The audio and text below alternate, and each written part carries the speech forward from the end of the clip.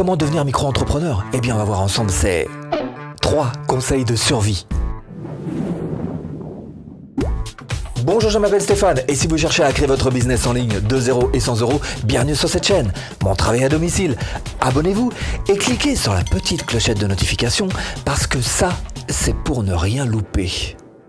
Encore une vidéo dans laquelle je ne vais pas vous parler paperasse, inscription, documents à remplir, vous trouverez tout ça sur internet. En revanche, ce qui me paraît plus intéressant pour devenir micro-entrepreneur, c'est d'avoir quelques petites recettes de succès, comme ces 3 conseils par exemple, qui sont un mélange de ce que j'ai appris durant ces 30 dernières années d'entrepreneuriat, mais aussi un mélange avec ce livre de Norm Brodsky, que je vous mets là-dessous d'ailleurs, si vous voulez vous y référer. C'est un très bon livre que je vous conseille, il s'appelle Le secret des entrepreneurs qui réussissent. On voit ensemble quels sont ces 3 conseils de survie.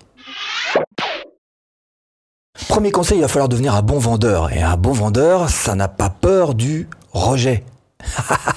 Non, ça c'est un truc un peu plus personnel, souvent. Alors n'en faites pas une affaire personnelle si vous êtes rejeté quand vous faites une vente, et comprenez simplement qu'il y a des gens qui en veulent et qui en veulent pas, point à la ligne. Donc il va falloir apprendre à accepter, à encaisser, si pour vous c'est un coup, à encaisser ce rejet-là. Deuxième chose importante, pour devenir un bon vendeur, il faut absolument que vous ayez un bon axe pour votre produit. Pour être un bon vendeur, il faut avoir aussi bien sûr un bon produit. Donc à vous d'avoir un produit qui ait choisi un axe particulier, très précis, qui soit différent, et plus votre produit sera remarquable, et plus vous allez devenir comme par magie un bon vendeur. Et il va falloir aussi travailler votre réputation.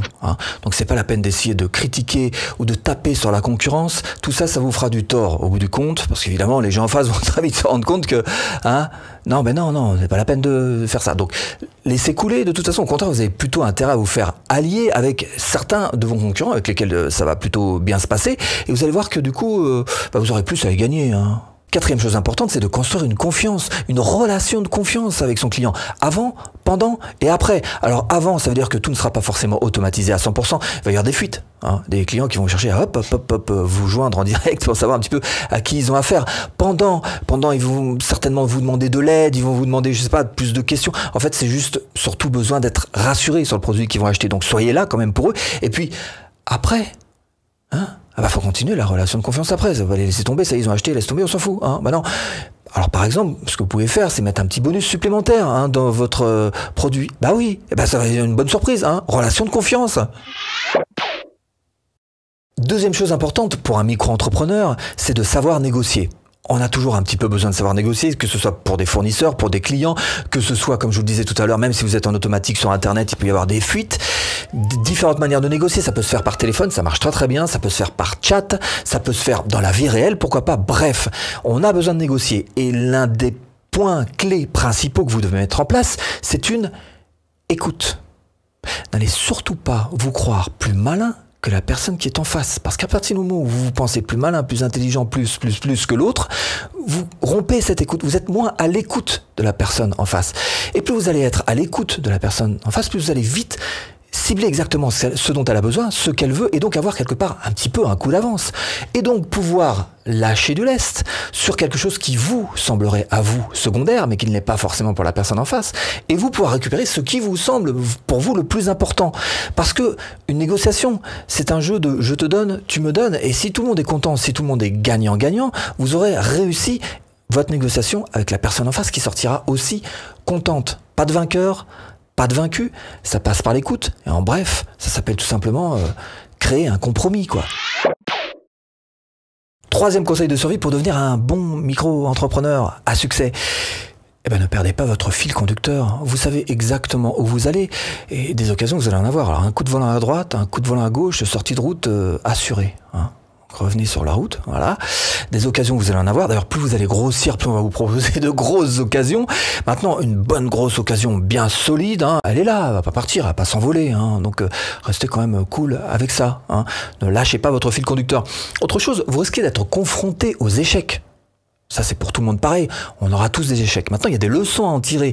À vous de savoir prendre ce recul. Et plus vous saurez tirer des leçons avec le plus d'objectivité possible par rapport à ce qui s'est passé, moins vous aurez de chance de perpétrer cet échec, de le répéter. Donc, à vous d'avoir ce recul-là. Pareil pour les excuses. Vous êtes exactement à l'endroit où vous avez décidé d'être. Ah bah, je veux pas entendre des excuses. Alors, le cas typique, quelqu'un qui sait et j'en ai vu plein, hein, qui savent exactement comment monter un business en ligne de A à Z. Ils savent tout. Il y a tout. Hein, mais ils l'ont pas monté. Hein. Et puis en plus, ils viennent vous voir en vous donnant des leçons alors qu'ils n'ont pas gagné 1 euro sur Internet. Ils sont exactement là où ils ont décidé. Alors si on leur demande, en plus, ils nous disent j'ai pas le temps. Ah, bah, ils ont eu le temps pourtant pour tout apprendre. Ils n'ont pas le temps pour se lancer. Hein, bon, alors bref, ils sont exactement à l'endroit où ils ont décidé d'être. Vous êtes à l'endroit où vous avez décidé d'être. Je suis à l'endroit où j'ai décidé d'être. Chacun sa responsabilité. Il faut vraiment l'affronter de face. Autre chose, sachez que vous allez avoir des problèmes. Hein. On l'a pas dit? Entrepreneur, c'est une suite de problèmes qui s'enchaînent les uns à la suite des autres. Mais c'est pas grave. Une fois qu'on le sait, eh ben, ça pose pas de problème puisqu'on sait qu'on doit résoudre des problèmes. D'ailleurs, il y a quand même des business qui sont un petit peu plus faciles que d'autres et qui engendrent moins de problèmes, comme par exemple celui des formations en ligne. Ce que je vous propose, c'est tout simplement de cliquer là, c'est une formation offerte. Hein, pour créer votre formation rentable.